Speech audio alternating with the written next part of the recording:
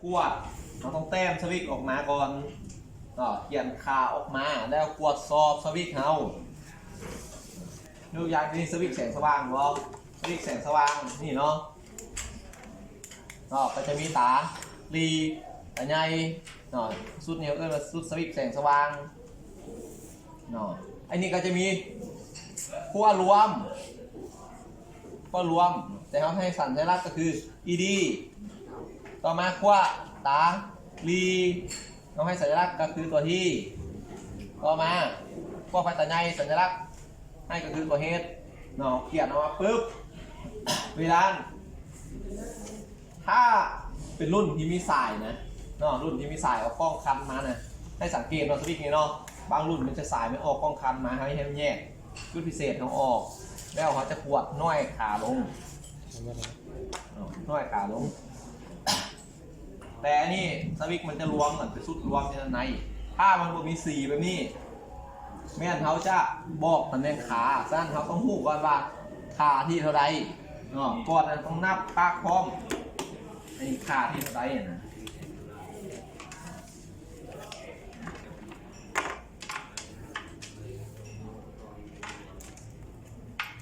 เตอร์ก็ปั๊บใส่วัด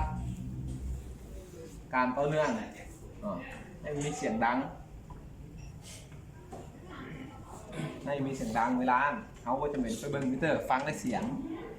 ถ้ามันดังก็จะเซ็กมันง่ายขึ้นมันไวขึ้น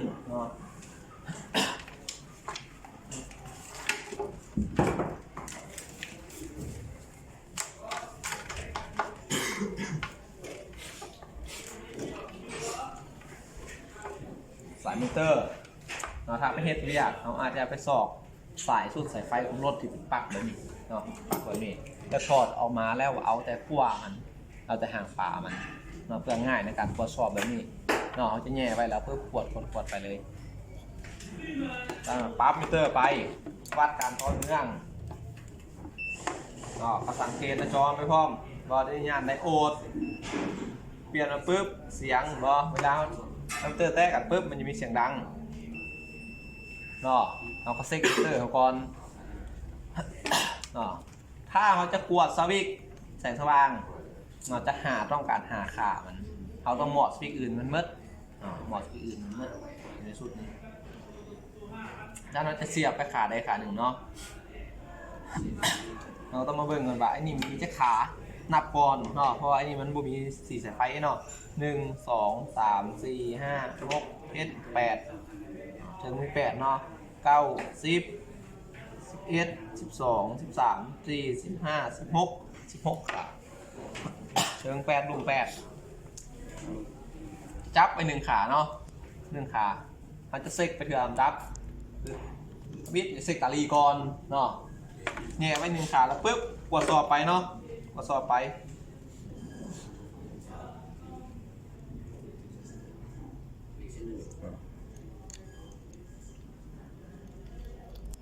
กดสอบไป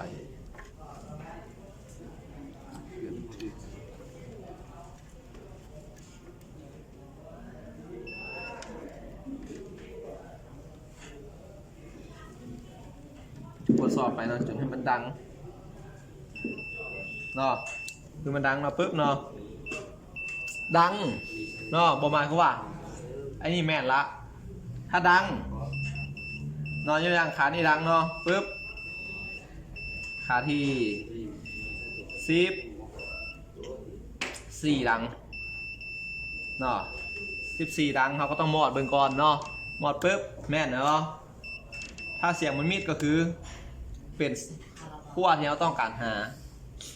แต่นี้เขาได้2ขั้วแล้วปุ๊บเขาต้องไปเซ็กหาไฟตาในก่อนเขาก็ต้องเขียนไว้เจี๊ยที่เขาเขียมมาสวิกที่เขาเขียมมาเขียนไว้ขั้วที่ขาที่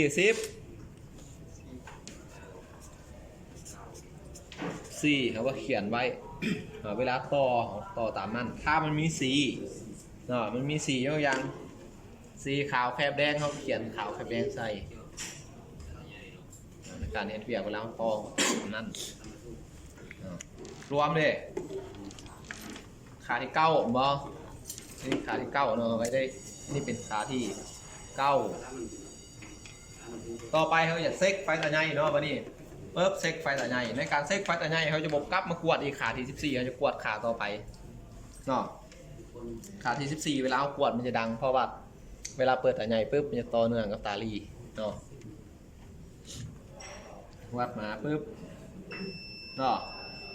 เดี๋ยวนี้13ดังบ่ขาที่13ดังเขาหมดปุ๊บเนาะ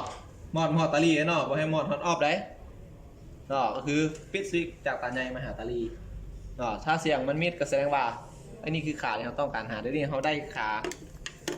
ตาใหญ่เนาะที่เขาสัญลักษณ์เฮดก็คือขั้วที่13ถ้ามีสีเขาเขียนสีไส้เนาะสั้นเดี๋ยวนี้เขาได้มันเลยนี่จะน้อยเขาก็ไปหาซิกมันครบหลังจากนั้นเอาหูแล้วปุ๊บเขาอยู่เบิ่งวงจรที่ดีต่อไปใส่สวิตช์แสงสว่างว่าที่ต่อไปใส่ว่าเฮดต่อไปใส่เขาก็ต่อไปตามวงจรเอาเนาะตัวต่อไปเขาจะมาหาสวิตช์ตามสูงขอทางเนาะก็จะมีขั้วรวมเนาะขั้วรวมก็ถ้าสวิตช์เนี่ยมันก็จะรวมเป็นคนละสูตรกันถ้าสวิตช์ที่โบแย่เนาะขารวมมันก็ใส่เดียวกับสวิตช์แสงสว่างนี่เนาะใส่สวิตช์ขาเดียวกันมันต่อห่วงอยู่ด้านในฉะนั้นเขาก็จะมีขั้วรวม1ขั้ว FL คือขอทางเนาะเขาก็ต้องขั้วหาขั้วไฟขอทางต่อไป HL ตาตำเนาะก็ต้องกวดหาเนาะตาสูงเนาะแทงเส้นที่ต้องการหานี่มีอยู่4เส้นสุดสายไฟเนี่ยนะเนาะถ้าเป็นสายไฟมันจะเป็นเส้นใหญ่เนื่องจากกระแสมันสูงเนาะดอกไฟมันกินไฟหลายสวิตช์นี้ก็ต้องปล่อยไฟให้ลงกาวเส้นโซนต้าด้านเขาต้องไปเบิ่งจุดพิเศษถ้ามันเป็นสายมันก็เป็นสายใหญ่เวลาเป็นปลั๊กแบบนี้ปลั๊กมันก็ต้องใหญ่เนาะขามันต้องใหญ่ฉะนั้นปุ๊บเซ็กสวิตช์เขาว่าอยู่ตำแหน่งต่ำเนาะเดี๋ยวนี้อยู่ตาต่ำเนาะบ่อยู่ตาต่ำปุ๊บเขาไปวัดเลยเนาะวัดกับวัด2วัดกับแต่ขั้วที่มันขามันใหญ่เนาะวัดปุ๊บเนาะมันดังบ่ดังปุ๊บเดี๋ยวนี้ขั้วที่10ดังเนาะ10ดังปุ๊บดังแล้วปุ๊บเขาก็โยกสวิตช์มาตาสูงแล้วกลัวสอบคืนอีกเทื่อนึงว่ามันยังดังหรือว่ามิดไปหรือบ่ถ้ามิดไปก็คือเป็นเส้นที่เราต้องการหาถ้ายังดังอยู่เนาะไอ้นั่นโบแมนต้องหาขั้วใหม่เนาะเดี๋ยวนี้ตาตำขั้วที่10บ่เขาก็เขียนใส่เนาะขั้วรวมเขาได้เนาะขาที่9ก็คือขาเมื่อกี้นี้เนาะตาตำปุ๊บขาที่10มันนี่ก็ซอกตาสูงเหมือนเนาะไปปุ๊บก็โคตรตาสูงเหมือนซอกขั้วตาสูงไปเนี่ยไปปุ๊บเนาะโบดังเขาก็ง่ายไปเรื่อยๆเนาะง่ายไปเนาะดังปุ๊บบ่เนาะขั้วถึงนี่เนาะขาที่2เนาะมันจะโยกสวิตช์ตาไปตาต่ำบ่ปุ๊บมันต้องหมดเนาะถ้าเป็นตาสูงพอทีนี้เขาจะได้ตาสูงขาที่2เขาเรือยังไงนี่ที่เขาต้องการหาเขาเรือ FL บ่ FL คือขอทางฉะนั้นขอทางการต่อเนื่องของขอทางเนาะเขามาเบิ่งเนาะมันจะต่อเนื่องทั้งขั้วรวมทั้งขั้วขอทางทั้งตาสูงฉะนั้นถ้าเขาจับขั้วรวมไว้ห้ามมาวัดตาสูงเนาะให้วัดขั้วที่เหลือเนาะให้วัดขั้วที่เหลือก็คือกดปุ๊บเนาะกดขอทางขึ้นมาเนาะกดข้างไว้เนาะถ้าปล่อยมันกลับไปตำแหน่งตะต่ำเรากดข้างไว้ปุ๊บวัดหาขั้วต่อไปเนาะแต่ตาสูงบ่วัดเลยเนาะถ้าวัดตาสูงปุ๊บมันจะต่อไอ้เนาะตาสูงเขาได้เนาะขาย2ดูอย่างขาย2บ่ทับวัดขาย2มันจะต่อเนาะเพราะว่าขั้วนี่มันคนละขั้วมันต้องมี4เส้นเนาะปุ๊บบ่ขาที่1บ่มาดังนี่เนาะปล่อยปุ๊บมันหมดบ่มันหมดแสดงว่าขอทางเขาก็คือขาที่1เนาะอันนี้เขาได้แล้วเนาะสวิกเนี่ยได้แล้วปึ๊บได้ไปอันนี้เราเอาไว้ก่อน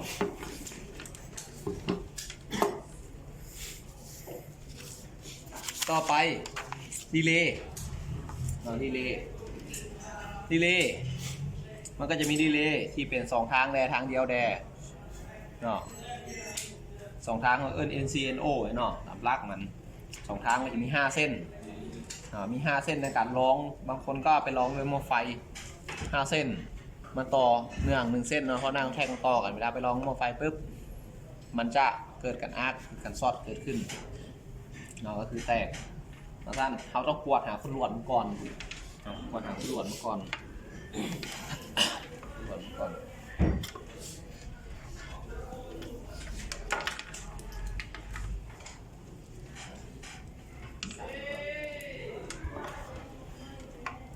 กวดหาคนหลวดเขาต้องปั๊บใส่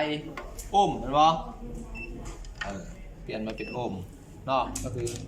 เนี่ยบัดความต้านทานเลยเนาะเราจะจับเส้นใดเส้นหนึ่งไว้เนาะแล้วก็วัดไป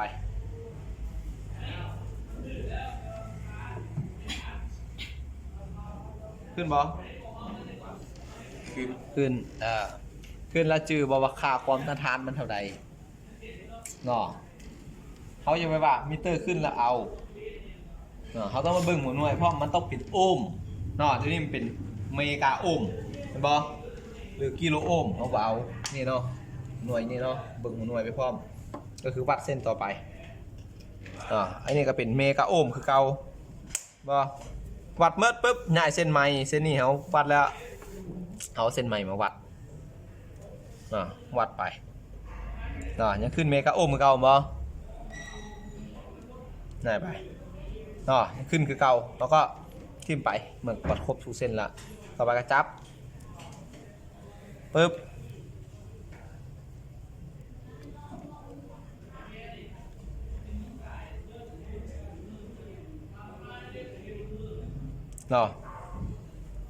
สายเขาสิขาดเนี่ยเห็นปะมันจะขึ้น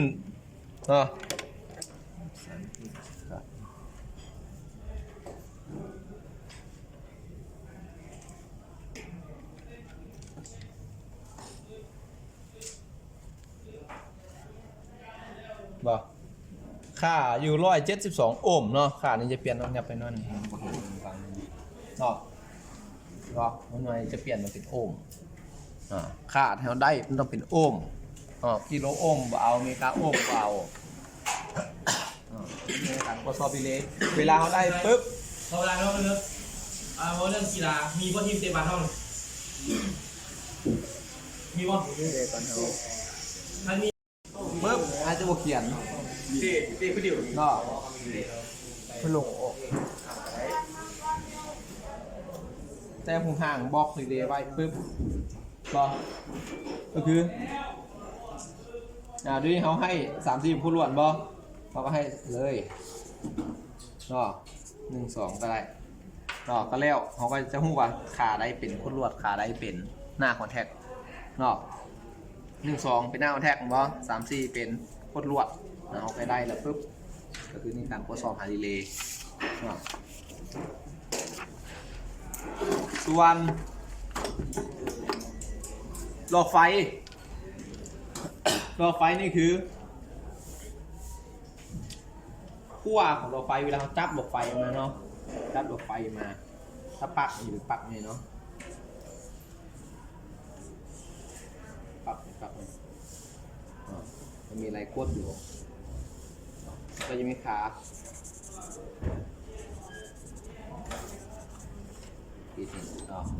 มันก็จะแทนตัวเลขให้ภายในคุมซ่อมก็จะเขียน1 2 3อันนี้คือปักอย่างนี่ปักอย่างปักแม่นับเทิงลงลุ่มซ้ายมือหาขวามือ1เป็นขั้วไฟตาต่ำ2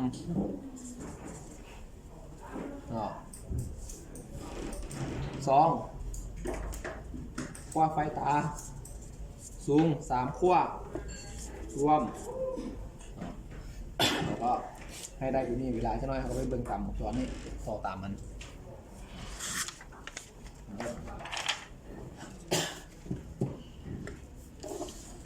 นี่เข้ามาหาไปเลี้ยวไปเลี้ยวก็จะมีมอเต้นมอเต้น เจ็บรถอันดับเสือ มอเต้นมี2แบบที่ใส่ณปัจจุบันเนี่ยเนาะถ้าเขาจำแนกตามขาจะมี2แบบที่ใส่3ขาครับ8ขา8ขาถ้า8ขาต้องไปเบิ่งขาปักของมันปักของมอเต้นถ้า3ขามันจะมีสัญลักษณ์อยู่เนาะมีสัญลักษณ์ถูกกล้องนี่เนาะมีเนาะแบบนี้เนาะนี่เบิ่งนี่เนาะ B E L บ่เขาจะต่อตามนี่พอว่าวงจรเขาให้มาแล้วจากสวิตช์ทุกเสือนขาได้เข้ามาหา B ส่วน L เดกลับไปหาสวิตช์ทุกเสือนทั่วใดE เป็นกล่าวเวลาเขากวดสอบมอเต้นเขาจะกดไส้มิเตอร์กวดสอบเขาจะกวดสอบว่ามีไฟเข้าหรือบอกตัว B ก็คือ B ไฟเข้าเรียงมอเต้นเปิดสวิตช์กระแจมาปุ๊บไฟต้องมาเรียงมอเต้นตัว B ถ้าบุมีไฟมาไปน้ำทุกสายไฟน้ำฟิวเริ่มไปกดฟิวมาฟิวบวกคามน้ำสายไฟมาสวิตช์ฉุกเฉินบอถ้าบีมีไฟแล้วปุ๊บมีกล่าวแล้วบอโคอี้โคอี้ต่อเนื่องกับตัวถังวัดกันตัวเนื่องอี้กับตัวถังพอดขาเสียงมอเต้นออกมาไปวัดกันตัวเนื่องถ้าตัวเนื่องกับตัวถังปุ๊บเวลาเขาวัดเนี่ยนะเขาดอกไฟไปวัดหรือวัดมิเตอร์ไปวัดกันแล้วแต่วัดครัวแอลถ้าบนไฟออกคือมอเตอร์เพย์อันนี้บทสามารถตรวจสอบได้ด้วยทีว่าเขาจะเอามิเตอร์มาขีดเบิ่งจับเบิ่งเพราะด้านในนี่เป็นอิเล็กทรอนิกส์เขาจะตรวจสอบว่ามีไฟเข้ามาเลี้ยงหรือบอมีกาวบอและไฟออกบอถ้าไฟออกเขาไปตรวจสอบสวิตช์ตัวอื่นแล้วมอเตอร์ต่อมาซิกไฟเลี้ยวซิกไฟเลี้ยวเขาต้องเข้าใจอีกว่ามันต่อแบบไรคือแบบนี้เห็นป่ะเลี้ยวซ้ายแต่ว่าขานี่มันจะโยกมานี่เนาะมันจะต่อระหว่างที่ B ครับที่ L ที่ L ส่วนเลี้ยวขวาเห็นป่ะมันจะต่อที่ B ครับที่ R ตำแหน่งอยู่ด้านกลางคือตำแหน่งปิดปกติมันอยู่กลางนี่มันจะมาต่อบ่เลี้ยวซ้ายมันจะต่อที่ B ครับที่ L เลี้ยวขวาที่ B ครับที่ R เวลานั้นปุ๊บเราก็จะง่ายขามาตรวจสอบ4ขาเท่าได้สวิกนี่4ขาได้แล้วเอาขาอื่น4ขา5ขาเอาได้เลยเขาจะได้1 2 9 10 13ก็14เมื่อกี้ได้จับขา15ไว้ปั๊บมิเตอร์ไปวัดการต้นเนื่องเหมือนสั่นมิเตอร์ก่อน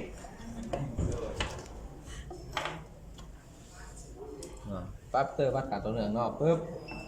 เปลี่ยนมาปุ๊บเปลี่ยนมาเทอร์บิสถึงได้โอดอยู่เบิ่งสัญลักษณ์พร้อม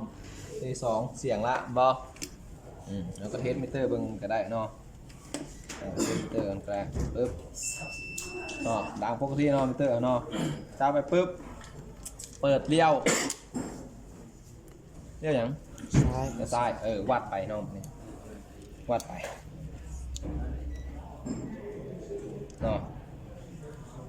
มาต่อง่ายขาปุ๊บขาต่อไป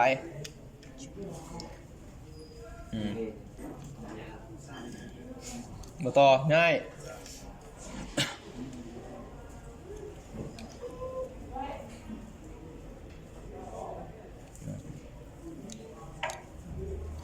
บ่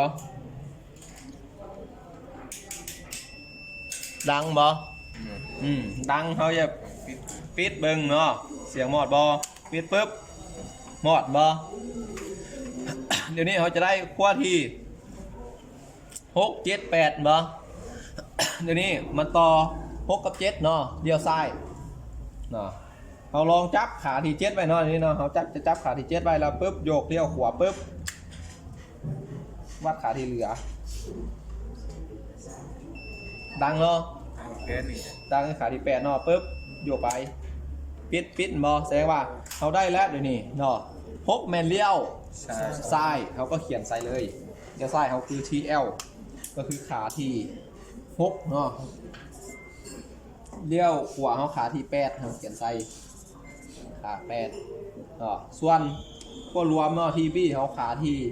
7เนาะเขาขวดสอบนี่เขาก็ได้ได้แล้วปุ๊บเนาะทำที่4เขียน4ใส่คือฉันบอกเนาะเขาก็จะได้ปุ๊บเอานี่ไว้สุดหนึ่งของมันส่วนตัวต่อไปตัวนี้แมนสวิกไฟฉุกเฉินสวิกไฟฉุกเฉินในความเป็นจริงแล้วสวิกไฟฉุกเฉินมันจะมีดอกไฟอยู่เนาะสวิกฉุกเฉินจะมีดอกไฟอยู่ทีนี้เขาจะมี6ขาแล้วบอถ้าบวกดอกไฟใส่มันจะเป็น8ทีนี้ขานี่มันหักเลยเขาจะถอดออกเลยก็ได้ปึ๊บถอดออกเลยก็ได้ตั้งปลั๊กขามาขึ้นเนาะอันนี้ปลั๊กคู่ผมบอกถึงมี4รุ่มนี้5เป็น9 9ขาปึ๊บเซ็กเนาะตำแหน่งไรเนาะดิตำแหน่งติดบอก็คือเอามิเตอร์มาวัดกันตัวเนื่องเก่าปึ๊บจับขาได้ขาหนึ่งไว้ก่อนเนาะจับขาที่1ไว้ปึ๊บเราจะวัดหาขานี่เนาะตำแหน่งปิดบอปิดก็คือ B1 ครับ F ก่อนบอปึ๊บก็วัดเลยเนาะมาต่อบอต่อง่ายจะขาหนึ่งมาเสียบขา2วัดไปง่ายเนาะ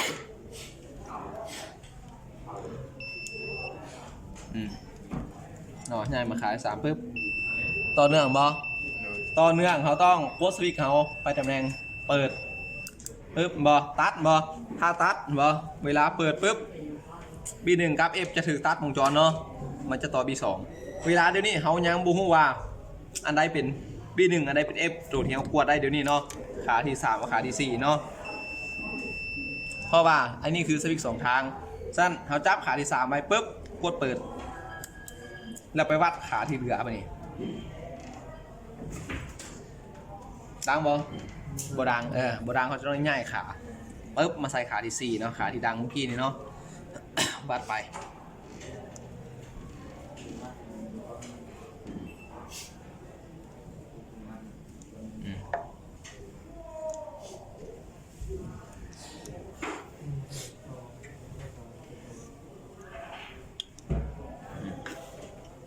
บ่ดังแล้วนี่เนาะบ่ดังละสวิตช์นี่อาจจะมีปัญหาพอตอนเขากดเปิดปุ๊บบ่ดังนี่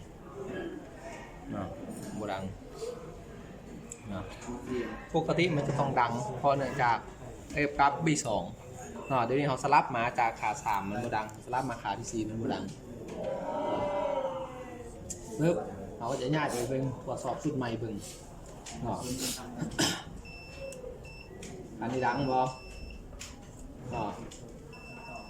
ดัง3ขาเนาะบอเวลาเขาเปิดปุ๊บมันดัง3ขาปุ๊บเวลาเขากดปิด3ขานี่มันจะปิดเนาะบอ3ขานี่มันจะปิดนี่3ขานี่ปิดบอเนาะขาอื่นจะไม่มีผลเนาะแต่แสดงว่าสุดนี่มันยังได้อยู่แต่สุดนี่มันเพอันนี้ใส่ไฟเดียวได้แต่ใส่สู้เสือไม่ได้เพราะขานี่มันใส่ตอนที่เปิดไฟสู้เสือเนาะเปิดไฟสู้เสือเนาะเปิดไฟสู้เสือไม่ได้ตอนไหนตอนที่เขาปิดสวิตช์ถ้าตอนนี้เปิดสวิตช์ปุ๊บมานี่ปุ๊บเนาะปิดสวิตช์ปุ๊บไฟมันบแลนละ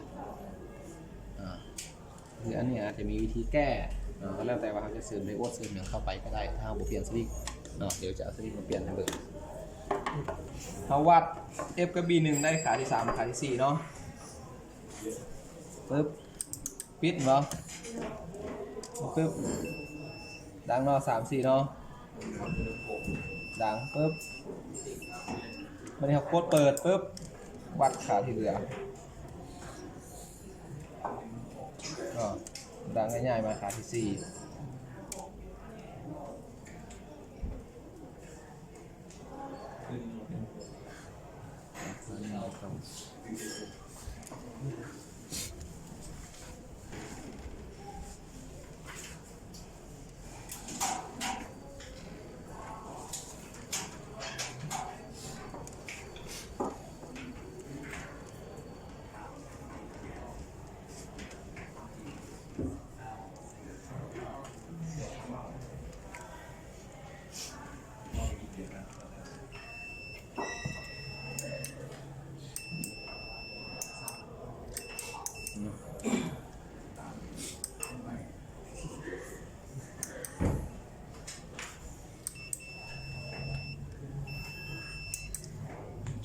เนาะเวลาปิดปึ๊บเนาะ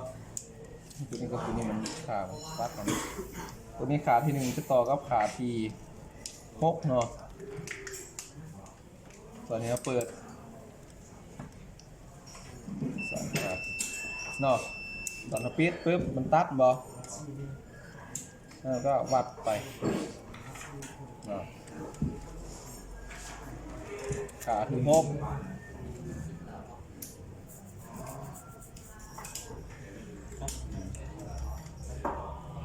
อันนี้ก็ล้วนไปแล้ว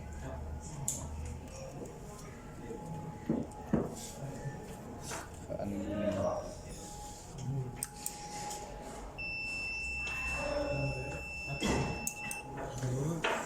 ได้แล้วเอาตัวนั้นดู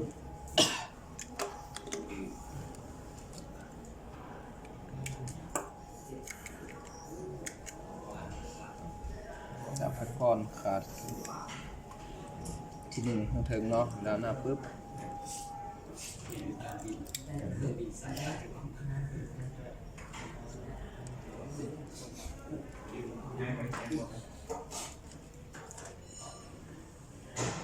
หน้าไปเรื่อยๆเนาะทำบดัง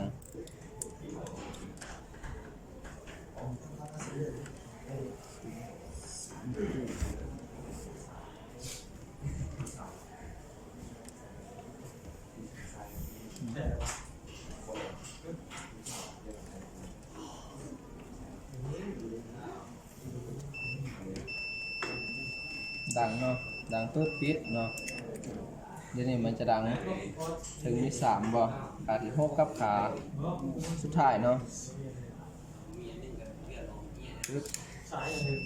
บ่เวลากดเปิดมาปึ๊บวัดขาที่เหลือบ่ปึ๊บเนาะค่าตัวมันปกติบ่เปิดมาปึ๊บเนาะจะได้ขาที่7บ่แต่เมื่อกี้9เนาะ6กับ9เนาะมี6กับ7ต่อกันบ่กดปิดปึ๊บ6กับ7จะตัดเนาะสั้นถ้าตรวจสอบได้แบบนี้เนาะเอาเวลาอันนี้ต่อกันห้องกับเพละอันนี้เขาจะได้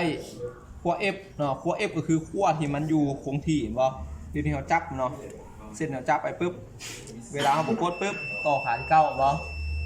ต่อขาที่9เนาะเพราะว่า1 2 3 4 5 6ไปเนาะ7 8 9ต่อขาที่9เวลากดปึ๊บเปิดซิกปึ๊บเนาะมันจะต่อขาที่7เนาะเขาใช้ว่า F นี่ก็คือขาที่7เนาะก็คือเขาใส่เป็นขาเนาะขาที่7ขาที่6เนาะ F ขาที่6ปึ๊บ F ขาที่6พอขากลางเลยเนาะขาที่มันโยก F ขาที่6 B1 ต่อตอนที่บวกโกซิกวอร์นี่บวกโกซิกเนาะปึ๊บบวกโกซิกปึ๊บมันต่อขาที่9บ่ B1 ก็จะเป็นขาที่9เนาะ B2 ขาที่7เวลาเขาได้สุดนี้ได้ไปเมื่อละเนาะสุดนี้ได้ละเดี๋ยวสุดนี้บ่เดี๋ยวสุดนี้ต้องกดเนาะเปิดสวิตช์ปึ๊บวัดขาอื่นบัดนี้เนาะวัดขาอื่น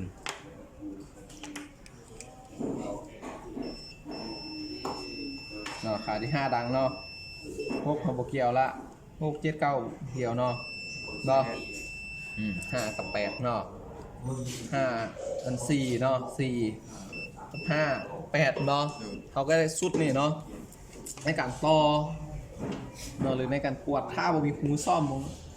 ของมันนะบ่มีวงจรปึ๊บไอ้นี่ต่ออันไหนก็ได้ต่ออันนี้สวิตช์เป็นสุด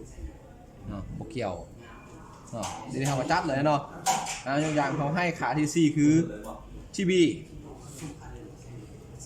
เราก็เขียนใส่ขา4ที่ B ขา5ที่ L ใส่5 8บ่เขาก็ได้ครบสุดสวิตช์นี่เขาก็สามารถไปต่อได้แล้วอยู่นี่มันจะมีไฟบอกตำแหน่งไฟบอกตำแหน่งเนาะนี่เขาเอิ้นไฟบอกตำแหน่งอยากตรวจสอบเอาดอกมันออกง่ายเนาะดอกมันออกง่ายปึ๊บปกติมันจะเสริมดอกไฟมาให้1ดอกพอเวลาเขาต่อกับตาลีเวลาเปิดกลางคืนปึ๊บไฟมันจะหุ่งเนาะเวลาขับรถมันจะเห็นไฟนี่หุ่งขึ้นมา เวลาปุ๊บเขาก็สอบจะผู้ขาเขาก็ถอดไฟออกเนาะมันจะไวกว่าเนี่ยคั่วมันไว้เลยเนาะเห็นบ่เนี่ยคั่วไปเลยคั่วดอกไฟไว้ปุ๊บกวัดเลยเนาะบ่นี่ดังกับขาที่2บ่นั่นถึงบ่เขาก็ใส่ขาที่2เนาะง่ายไปอีกคั่วหนึ่งวัดไปขาย1บ่เรียบร้อยเขาก็ครบเสร็จสวิกถ้ากวดแล้วมันมีปัญหาคือเมื่อกี้เนี่ยบ่ถ้าเขาบดจื้อแล้วการทำงานเขาก็บ่ฮู้มันดีหรือมันเพถ้าเขาจื้อแล้วการทำงานวงจรสวิกว่าด้านในมันทำงานอย่างไรมันต่อกันอย่างไรวงจรครับด้าน2อันนี้เกี่ยมมากซ่อมแล้วแหละเขาแต่มันก็มีวิธีถ้าว่าอยู่ในรถกูจะเปลี่ยนหรือว่าเขาต้องรอซึ่งเขาก็มีวิธีที่มันดัดให้มันได้ดูเนี่ยดัดมันได้ตรงนี้ว่าไซด์ดูดเข้าไปสื่อมันไปละส่วนสวิกจุลระเบิดสวิกจุลระเบิดมันจะมีตารางอยู่ว่าตำแหน่งใด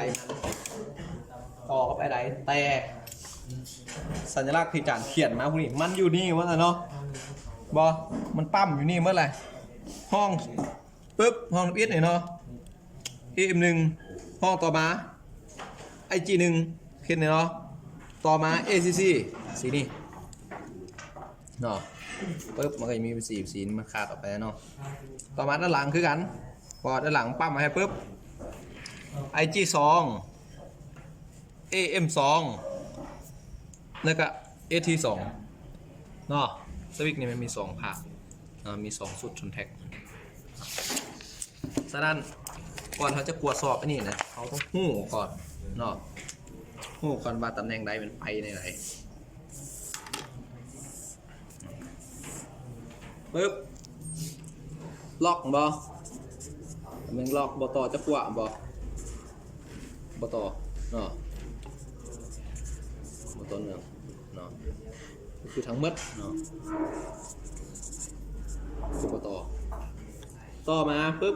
บิดกระแจเนาะล็อกบ่ถอดกระแจออกปุ๊บมันบ่ต่อจะขั้วเลยเสียบกระแจจื้อไว้เวลาเสียบปุ๊บกระแจบิดปุ๊บตำแหน่งที่1ก็คือ ACC บ่ ACC ก็จะต่อA M1 เนาะกับ ACC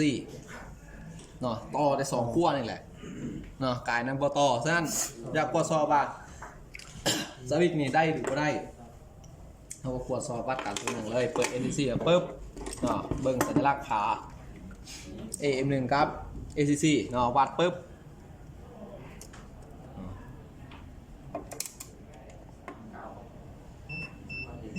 เนาะ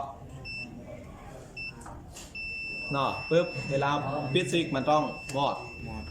เนาะเขาต้องมีการเซ็กบางทีมันข้างก็มีเนาะโดยกลไกด้านในมันหักแตกเห็นไหมนะให้มันข้างไว้ต่อไปตำแหน่งอ้อน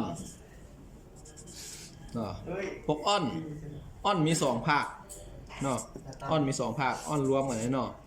ภาคที่1ก็จะต่อส่วนที่1ต่อ AM1 เนาะครับ ACC และ IG1 ภาคที่2ก็จะต่อ AM2 ครับ IG2 ปึ๊บเขาก็ตรวจสอบเลยแหละปึ๊บเดี๋ยวนี้เขาจับ AM1 ว่าเอ็มบอเปิดไปออนปึ๊บวัดก่อนภาคที่1ได้บอเมื่อกี้เขาวัด AM1 ได้แล้วบอ IG1 ได้บอก็แสดงว่าปกติอันนี้เนาะต่อไปวัดภาคที่2ปึ๊บ AM2 บอ AM2 ตรงกลางเนาะครับ IG2 ปึ๊บเนี่ยใส่เนาะ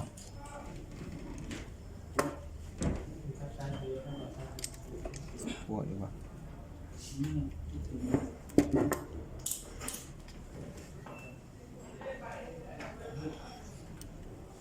ไปหรือปล่อยเนี่ยสวิตช์เอานะ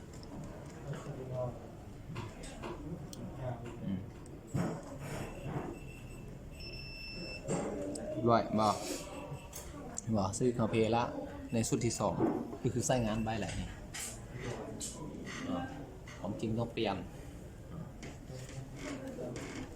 ปึ๊บเวลาสตาร์ทเนาะขอให้พูดถึงมาสตาร์ทให้เลยสตาร์ทปึ๊บเวลาสตาร์ทปึ๊บมันจะต่อได้2ขั้วสตาร์ทเนาะเดี๋ยวนี้ได้ปกติมันต่ออยู่3แต่สวิตช์เขาเพล1ขั้วเนาะเวลาสตาร์ทปึ๊บมันจะต่อพวกนี้ต่อมันเนี่ยเนาะสูตรทำอิฐก่อนเอาสูตรทำอิฐต่อ AM 1กับไอที1 AC ตัดเหรอเด้อ AC ผมต่อเนี่ยนั่นสตาร์ทต่อไปสูตรที่2ต่อ AM 2กับ IT 2และ ST 2บิสตาร์ทบิสตาร์ทบิดเนาะปึ๊บ